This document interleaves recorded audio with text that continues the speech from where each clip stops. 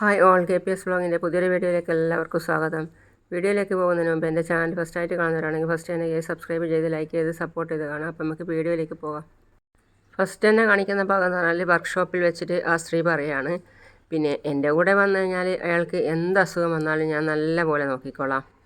ഏത് പാതിരാത്രിയിലും വിശ്വസിച്ച് കൊണ്ടു നടക്കാൻ പറ്റുന്ന നല്ലൊരു ഡ്രൈവറായിരിക്കണം. എനിക്കത്രയേ ഉള്ളൂ.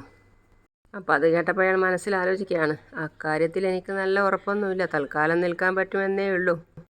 എന്നാൽ പിന്നെ കാർഡ് കൊടുത്തിട്ട് അയാളൊന്ന് എന്നെ വിളിക്കാൻ വേണ്ടി പറയണം. ഓ ശരി ശരി ശരി. പിന്നെ അവൾ കാറിൽ കയറിപ്പോയി, അവളുടെ കാറിൽ. അയാൾ പിന്നെ മനസ്സിൽ ചിന്തിക്കുകയാണ്, അവന് കൊച്ചിന് ഏണിയാവോ എന്തോ. പിന്നെ കാണിക്കുന്നത് പ്രകാശനെയാണ്. പ്രകാശൻ വീട്ടിൽ കിടന്നിട്ടാണുള്ളത്. അപ്പോൾ നല്ല ചെറിയൊരു മയക്കത്തിലാണ്. അപ്പോൾ അമ്മ അടുത്ത് വന്നിട്ട് വിളിക്കുകയാണ്, എടാ പ്രകാശ, ശമ്പളം മാത്രമല്ലടാ പ്രകാശ, വീട്ടിലേക്ക് വരുമ്പോൾ രാത്രിയിലേക്കുള്ള ഭക്ഷണം എടുത്തോളാൻ പാടി പറഞ്ഞു. നല്ല സന്തോഷമാണ് നമുക്ക്. ആ ശാരി അവളിപ്പോൾ പഴയതുപോലെയൊന്നുമല്ല, അവൾക്ക് മൊത്തത്തിൽ ചെറിയൊരു മാറ്റമൊക്കെ ഉണ്ട്. എന്തോന്ന് പറയുന്നത്, വല്ലവനും കഴിച്ചിട്ട് ബാക്കി വരുന്ന ഭക്ഷണമായിട്ടാണ് വരുന്നത്. അപ്പോൾ അതിന് എച്ചിൽ എന്നാണ് നമ്മുടെ നാട്ടിൽ പറയാറ്. എച്ചിലാ? ഞാൻ ഉണ്ടാക്കുന്ന ഭക്ഷണമാടാ, അതുകൊണ്ടാണ് ഞാൻ കൊണ്ടുവന്നത്. എന്ത് പറഞ്ഞാലും അമ്മേ, അധികം വരുന്ന ഭക്ഷണം ആർക്കാ നമ്മൾ കൊടുക്കാറ്? നായ്ക്കൾക്ക്. ഇതിപ്പോൾ നായ്ക്കൾക്ക് കൊടുക്കുന്നതിന് സമാനമായില്ലേ? അങ്ങനെയൊക്കെ ചിന്തിച്ചാൽ ജീവിക്കാൻ പറ്റുമോടാ? രാത്രിയത്തെ ഭക്ഷണം അങ്ങനെയൊക്കെ അങ്ങ് കഴിഞ്ഞു പോയാൽ പിന്നെ പകലത്തെ ഭക്ഷണം നിനക്ക് എന്തെങ്കിലും വെച്ചുണ്ടാക്കിയിട്ട് പോയാൽ മതിയല്ലോ. എനിക്ക് 3 നേരം ഭക്ഷണം അവിടെയാണ്. 3 മണിയാകുമ്പോഴേക്കും എൻ്റെ ജോലിയും തീരും. അത് നല്ലൊരു ഭാഗ്യമല്ലേടാ മക്കളെ. ഈ മാസം 10-12,000 രൂപ ഞാൻ ചോദിച്ചിട്ടുണ്ട്, പക്ഷേ 7,000 തരാമെന്ന് പറഞ്ഞിട്ടുണ്ട്. 7,500 കിട്ടും. അമ്മേ, ഒരു പ്രധാനപ്പെട്ട കാര്യം ഞാൻ പറയട്ടെ? അമ്മേ, ഞാൻ ബാലണ്ണനെ കണ്ടു. ബാലണ്ണനെ കണ്ടപ്പോൾ ഞാൻ ഒരു കാര്യം പറഞ്ഞു. ബാലണ്ണൻ എന്നോട് പറഞ്ഞു, ഒരു പെങ്കൊച്ചിന് ഒരു ഡ്രൈവറെ ആവശ്യമുണ്ടെന്ന്. ഞാനപ്പോൾ എനിക്ക് വേണ്ടി അന്വേഷിക്കാൻ വേണ്ടി പറഞ്ഞിട്ടുണ്ട്. അവളുടെ ഫോൺ നമ്പറും വിസിറ്റിംഗ് കാർഡും ഒക്കെ തന്നിട്ടുണ്ട്. അമ്മേ, കേട്ടെടുത്തോളം കുഴപ്പമൊന്നുമില്ലാതെ ജോലിയാണ് അമ്മേ. ഒരു ഡ്രൈവർക്ക് മാസത്തിൽ എങ്ങനെ പോയാലും ഒരു 10-25,000 രൂപയോളം കിട്ടുമെന്നാണ് എനിക്ക് തോന്നുന്നത്. അങ്ങനെയാണെങ്കിൽ പിന്നെ അമ്മയ്ക്ക് ഇനി രാഹുലിൻ്റെ വീട്ടിൽ പോകേണ്ടി വരില്ല. നിനക്കതിനുള്ള ആരോഗ്യമൊക്കെ ഇപ്പോൾ ഉണ്ടാ മോനെ? ചുരുങ്ങിയത് 1 മാസമെങ്കിലും വിശ്രമിക്കണമെന്നാണ് ഡോക്ടർ പറഞ്ഞത്. 1-2 മാസം ഞാൻ പോകാൻ ജോലിക്ക്. അതിനുശേഷം അപ്പോഴത്തേക്കും നീ നിൻ്റെ ചങ്കൊക്കെ ഒന്ന് ശരിയാക്ക്. എൻ്റെ അമ്മ അതൊക്കെ ഒന്ന് സെറ്റായിക്കോളൂ. അങ്ങനെ അതന്നെ നോക്കിയെന്ന് കാര്യം നടക്കൂല. അമ്മ ജോലിക്ക് പോകുന്നതിനോട് എനിക്ക് യോജിപ്പില്ല. ഞാനിവിടെ വെറുതെ ഇരിക്കുമ്പോൾ അമ്മ ജോലിക്ക് പോകാമെന്ന് പറഞ്ഞാൽ എനിക്ക് എന്തുമാത്രം വിഷമമുണ്ടെന്നറിയോ? അതുപോലെ തന്നെ നമ്മളെ മിത്രത്തിനെ ജയിലിൽ നിന്ന് ഇറക്കണ്ടേ, അതിനും പൈസ വേണ്ടേ? അമ്മ ഇത് നല്ല കൂട്ടരാണെന്നാണ് തോന്നുന്നത്.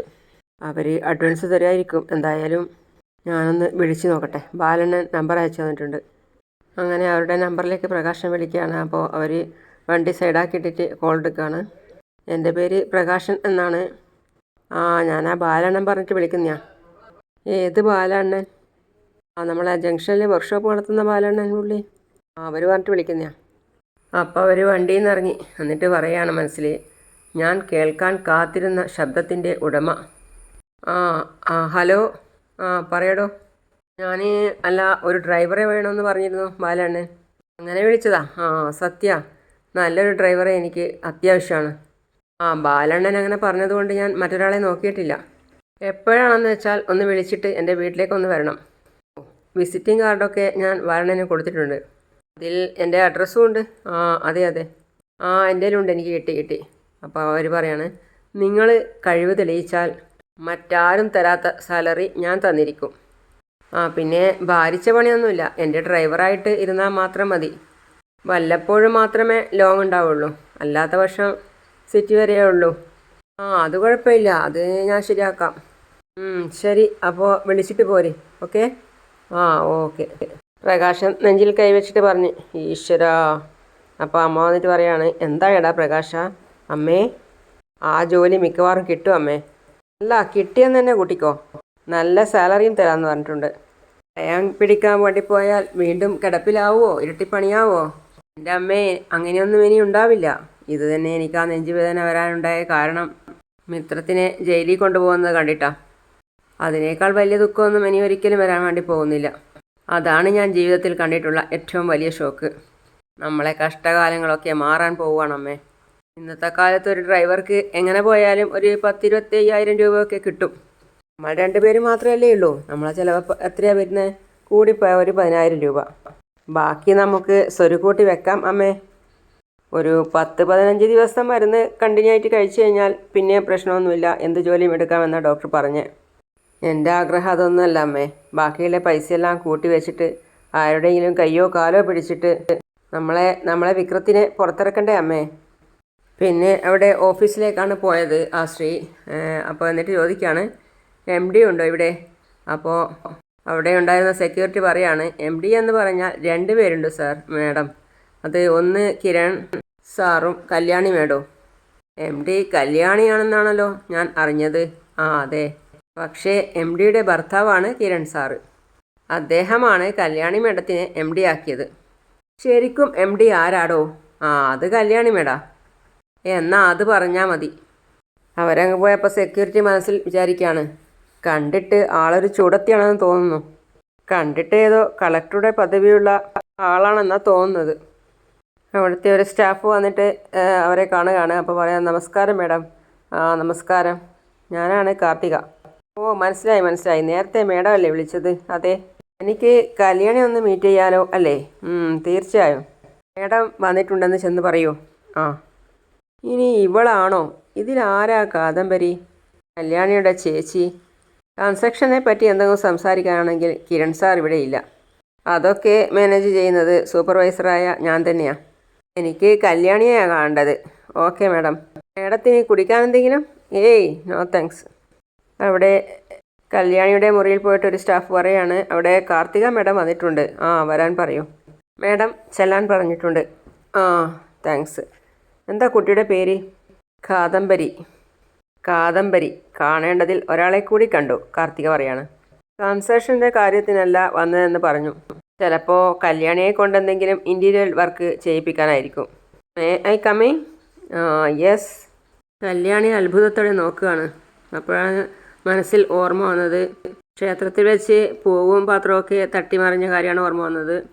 പൂക്കളും പ്രസാദവും പോയി അല്ലേ? സോറി. അതാണ് കല്യാണിക്ക് ആ സമയത്ത് ഓർമ്മ വന്നത്. അപ്പോൾ മേഡായിരുന്നോ വിളിച്ചത്? അതെ. എല്ലാ കൂടിക്കാഴ്ചക്കും ഒരു ഉദ്ദേശമുണ്ടെന്ന് പറയാറില്ലേ? നമ്മൾ തമ്മിൽ കണ്ടുമുട്ടിയതും അതുകൊണ്ടായിരിക്കും, കാർത്തിക പറയാണ്. ഇരിക്കണം മാഡം. കല്യാണി, ഇനി വന്ന കാര്യം പറയൂ. ഈ നാട്ടിൽ ഇൻറ്റീരിയർ വർക്കുകളൊക്കെ അതിൻ്റെ പൊലിമയോടെ ചെയ്യുന്നത് കല്യാണി ആണെന്ന് പറയുന്നത് കേട്ടു. കാർത്തിക ഫുഡ്സ് ചെന്നൈയിലൊരു ഒരുപാട് പേരുകേട്ട ഫുഡ് കമ്പനിയാണ്. അതിൻ്റെ ഒരു ബ്രാഞ്ച് കേരളത്തിലും തുടങ്ങുകയാണ്.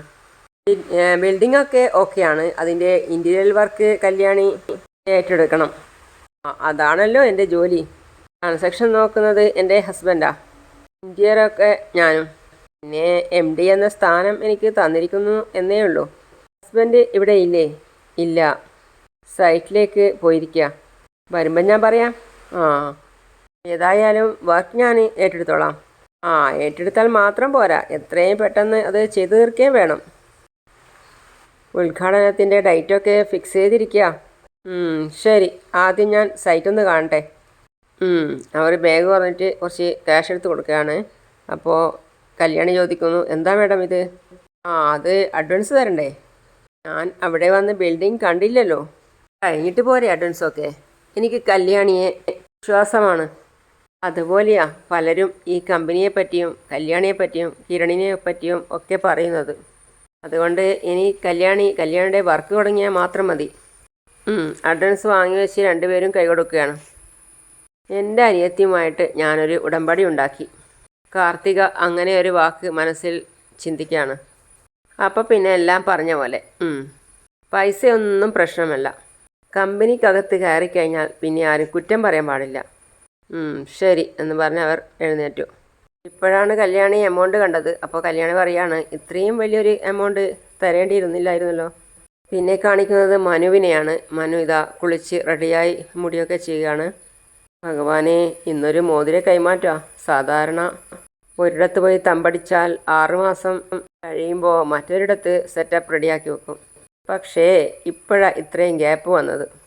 അതിനിടയ്ക്ക് ഡോണർ ആയിട്ട് മനസ്സമ്മതത്തിൻ്റെ വക്ക് വരെ എത്തിയതാ. അവിടെ വെച്ചാ സംഗതി പൊളിഞ്ഞു പോയത്. പിന്നെ രൂപാന, ഗീപാന, അർബാന ഇപ്പം എന്തായാലും ഒന്ന് കയ്യിൽ വന്നിരിക്കുക. നിശ്ചയമില്ലാതെ കല്യാണം നടത്താമെന്ന് വിചാരിച്ചതാ, പക്ഷേ പറ്റിയില്ല. അപ്പോൾ പുറകിൽ സരയു വന്നിട്ട് പറയാണ്, മനുവേട്ടൻ ആരോടെ സംസാരിക്കുന്നേ? ഞാൻ എന്നോട് തന്നെ സംസാരിക്കായിരുന്നു. എന്താണെന്നറിയോ? എന്താ? എനിക്കെൻ്റെ മോളുവിനെ പോലത്തെ ഒരു ഭാര്യയെ തന്നതിന് ഞാൻ എന്നോട് തന്നെ നന്ദി പറയായിരുന്നു. അടുത്ത ജന്മത്തിലും സരയുവിനെ പോലെ തന്നെയുള്ളൊരു ഭാര്യയെ തരണമെന്ന് ഞാൻ പ്രാർത്ഥിക്കുകയായിരുന്നു മനസ്സുകൊണ്ട്. ഞാൻ എന്നോട് തന്നെ പറയുകയാണ്. സരയു അപ്പോഴേക്കും അവൻ്റെ മേത്ത് വീണ് സങ്കടപ്പെട്ട്. അപ്പോൾ അവൻ മുഖമൊക്കെ മേലോട്ടാക്കിയിട്ട് അവൻ ആലോചിക്കുകയാണ്, ഇങ്ങനെ ആലിംഗനം ചെയ്യാൻ അടുത്തൊരാൾ വരുന്നുണ്ട്. ഇന്ന് നന്നായിട്ട് ഒരുങ്ങിയിട്ടുണ്ടല്ലോ. എന്താ, എവിടെയെങ്കിലും പെണ്ണ് കാണാൻ പോകുന്നുണ്ടോ? അവനപ്പോൾ പിണങ്ങി അങ്ങോട്ട് മാറിയിരുന്നു. അപ്പോൾ അവൾ പറയാണ്, എന്താ അപ്പോഴേക്കും പിണങ്ങിയോ?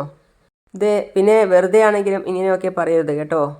എൻ്റെ ജീവിതത്തിൽ ഒരേ ഒരു പെണ്ണ് മാത്രമേ ഉള്ളൂ. അതുകൊണ്ടാണ് ഞാൻ ദിവസവും മേക്കപ്പ് ഉപയോഗിച്ച് നടക്കുന്നത്. എൻ്റെ സൗന്ദര്യം കുറഞ്ഞു പോയി എന്ന് കരുതി നീ എനിക്ക് നേരെ മുഖം തിരിക്കരുത് മോളൂ.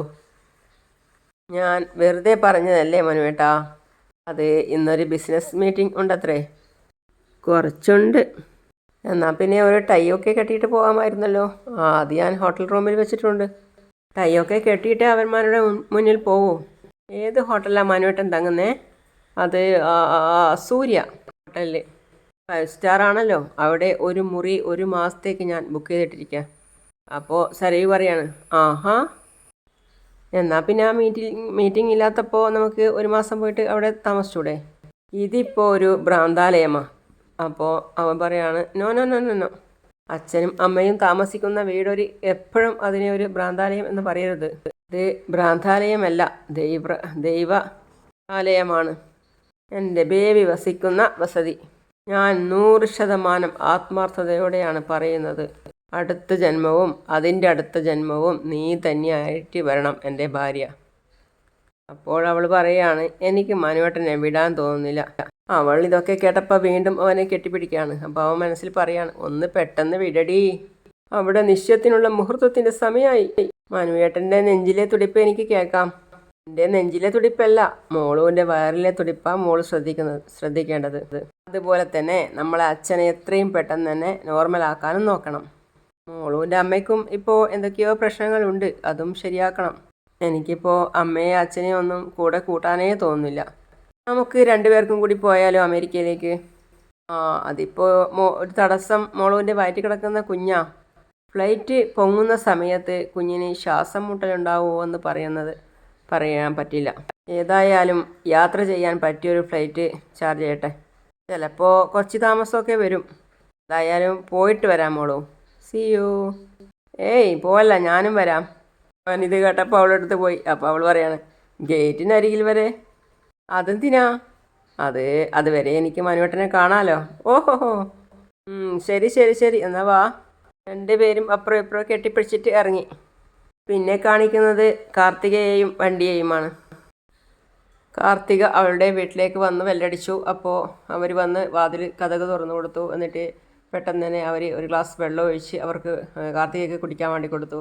അപ്പോൾ കാർത്തിക പറയാണ്, കാർത്തിക ചേച്ചി, കാർത്തിക ചേച്ചിയല്ല, ഓമന ചേച്ചി, ഇന്ന് ഒരാൾ ഇവിടെ വരും. അയാൾ വരുമോ? വരാതെ പറ്റില്ല. പ്രതീക്ഷയോടെ അയാൾ വരുന്നത്. ഞാനായിട്ട് തല്ലിക്കെടുത്തുന്നില്ല. എൻ്റെ ഭാഗം തുടങ്ങിയിട്ടേ ഉള്ളൂ. ഇനിയും ഒരുപാട് ഭാഗം എനിക്കിതുപോലെ യാത്ര ചെയ്യാനുണ്ട്. ആ യാത്രയ്ക്ക് ഒടുവിൽ തീരേണ്ടവർ തീരും. അതെങ്ങനെ വേണമെന്ന് എൻ്റെ മനസ്സിൽ വ്യക്തമായ ധാരണയുണ്ട്. പിന്നെ കാണിക്കുന്നത് മനുവിൻ്റെയും നിശ്ചയമാണ്. ക്ഷേത്രത്തിൽ വെച്ച് തന്നെയാണ് നടക്കുന്നത്. എന്നിട്ട് പറയാണ്, ഞങ്ങളെ കുടുംബത്തിൽ ഇത് ആദ്യമായിട്ടാണ് ഇങ്ങനെ ഒരു ആവശ്യം നടത്തുന്നത്. ആരെയും വിളിച്ചിട്ടില്ല. എല്ലാവരും വിളിക്കാത്തതിൽ പരിഭവത്തിലാണ്. അപ്പം മനു പറയാണ്, എൻ്റെ അച്ഛനും അമേരിക്കയിലായതുകൊണ്ട് ഇപ്പോൾ അവരും ഇല്ല. പിന്നെ ഇതൊരു റിംഗ് എക്സ്ചേഞ്ച് അല്ലേ? അവളുടെ അച്ഛൻ പറയാണ്, അല്ലെങ്കിലും ഇപ്പോൾ ആളെ കൂട്ടിയുള്ള നിശ്ചയമൊന്നും ഇല്ലല്ലോ. കല്യാണം വിപുലമായിട്ട് നടത്താലോ. പിന്നെ നിശ്ചയവും കല്യാണം അടുത്തായതുകൊണ്ട് 2 ആവശ്യത്തിനും ആൾക്കാരെ വിളിച്ച് ബുദ്ധിമുട്ടിക്കേണ്ട ആവശ്യമില്ലല്ലോ. അതെ മനു പറയാണ്. അപ്പോഴേക്കും അവിടെ ഒരു കാറ് വന്ന് നിർത്തി. ആ കാറിൽ നിന്നും ഇറങ്ങിയത് കല്യാണിയാണ്. അങ്ങനെയാണ് ഇന്നത്തെ എപ്പിസോഡ് കഴിയുന്നത്. അപ്പോൾ അടുത്ത ഭാഗവുമായിട്ട് ഞാൻ ഉടൻ വരുന്നതാണ്. അതുവരേക്കും ബൈ ബൈ.